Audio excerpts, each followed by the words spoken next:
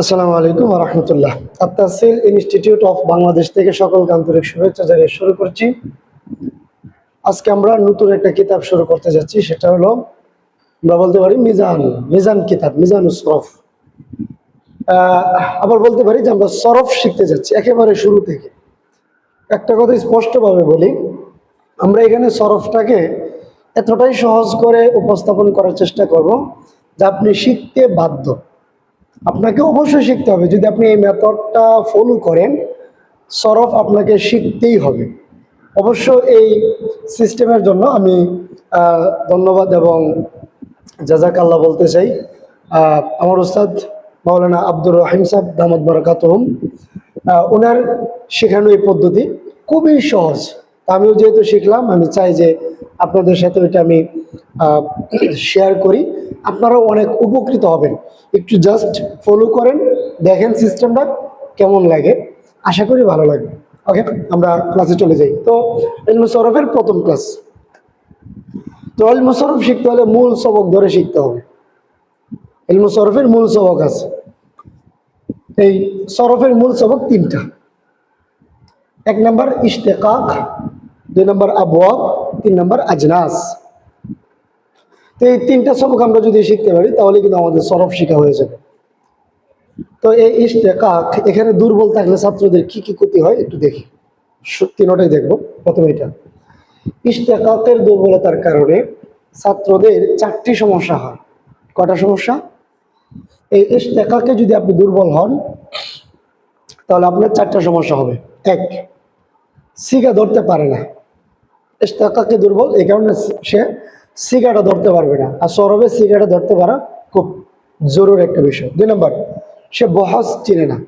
তিন নম্বর, এক শব্দ থেকে অধিক শব্দে রূপান্তর করতে পারে না। কেন পারে না? ইশতেকাকে দুর্বল এই কারণে। চার নম্বর, তর্জমা বোঝে না।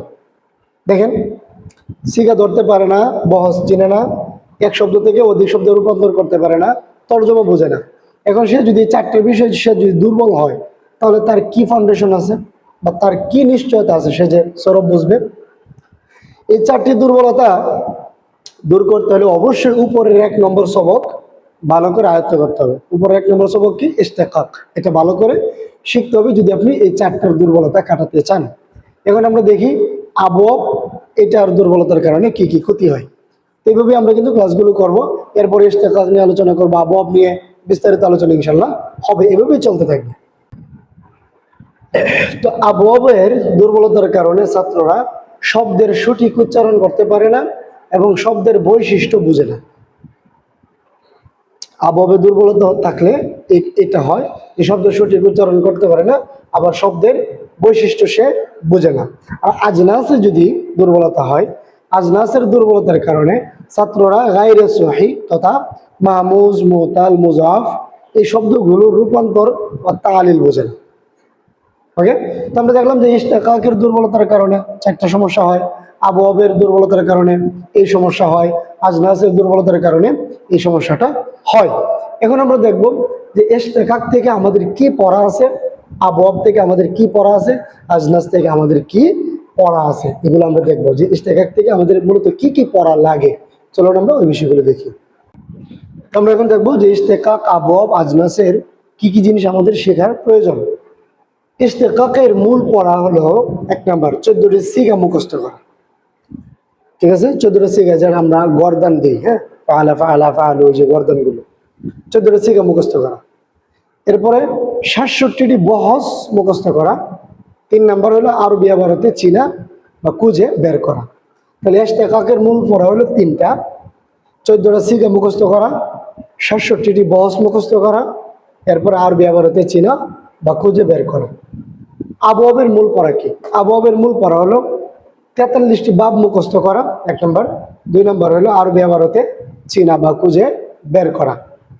আবওয়াবের মূল পড়া দুইটি: এক, 43টি বাব মুখস্থ করা, 2 নম্বর হলো আরবি আবারতে চিনা বা খুঁজে বের করা। আজনাসের মূল পড়া হলো দুইটা: এক, 12টি জিন্স মুখস্থ করা, 2 নম্বর হলো আরবি আবারতে চিনা বা খুঁজে বের করা। খুবই সিম্পল, খুবই সহজ, কঠিন কোনো সাবজেক্ট এখানে নাই। কারণ আপনি কি করবেন? ইশতেকাক শিখবেন, আবওয়াব শিখবেন, আজনাস শিখবেন, তাহলে হয়ে যাবে।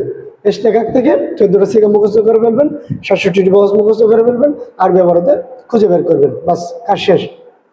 আবব 43টি ভাব মুখস্থ করে আরবি আবারতে চিনে বের করা। আর আজনাজ হলো 12টা জিন্স মুখস্থ করে আরবি আবারতে চিনে বের করা। আপনারা কন্টিনিউ করতে থাকেন, ক্লাস বাই ক্লাস আসতে থাকবে, প্লেলিস্ট অবশ্যই দেওয়া হবে। আপনারা বড় কথা হলো যে আমার এই চ্যানেলে বা পেজে আপনারা বেশ কয়েকটা কিতাবের ক্লাস পাবেন। 1 নম্বর নাহুমির কিতাবের ক্লাস পাবেন স্টেপ বাই স্টেপ, অলরেডি অনেকগুলো দেওয়া হয়েছে। আজকে প্রথম ক্লাস আমরা মিজান কিতাবটাও শুরু করলাম, সরফ, এটাও আপনারা পাবেন। 2 নম্বরে হলো আপনারা সার্বি শিক্ষাও পাবেন, ক্লাস দেওয়া হচ্ছে। 4 নম্বরে হলো আপনার শরহিমেত আমেলও পাবেন এখানে। 5 নম্বর হলো এখন পর্যন্ত সিরাজি কিতাবের ক্লাস এখানে কয়েকটা আপনারা পাবেন। তো অলমোস্ট এখানে 5টা কিতাবের ক্লাস মোটামুটি দেওয়া হচ্ছে। তো আপনারা কন্টিনিউ করতে থাকেন, আশা করি আপনারা এখান থেকে উপকৃত হবেন। যদি আপনাদের ভালো লাগে এই ক্লাসগুলো অবশ্যই বন্ধুদের মধ্যে শেয়ার করতে বলবেন না। সকলে ভালো থাকবেন। আসসালামু আলাইকুম ওয়া রাহমাতুল্লাহ।